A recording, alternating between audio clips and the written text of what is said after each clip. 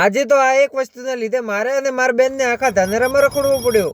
તો હવાર ની ખબર પડી ગઈ ને. હવારમાં મેં જોયું કે આપણા ઘરે આવેલો હતો એક મહેમાન. લીલી કેવું લાગે. પછી તો બચ્ચાને થોડો રમાડ્યો અને છોડી દીધો મમ્મી પાસે. પણ થોડીક વાર થઈ એટલે પાછો આવતો રહ્યો. जूस पिला दो मौसम्बी का.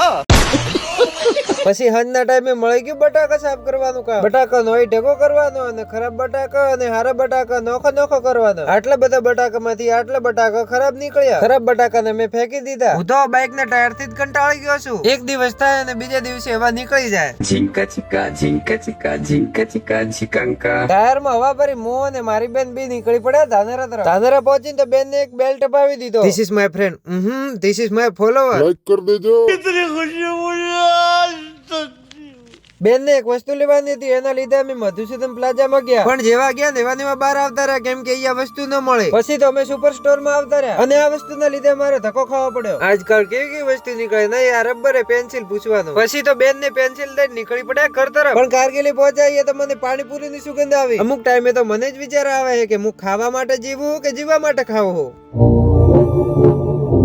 પાણીપુરી હારી લાગી તો 100 રૂપિયાની પેક પણ કરાવી લીધી અને થઈ ગયા ઘર તરફ હાલતા. જે ભાઈઓ સપોર્ટ કરે છે દિલથી આભાર. બાકી લાઈક ને ફોલો કરતા જાજો.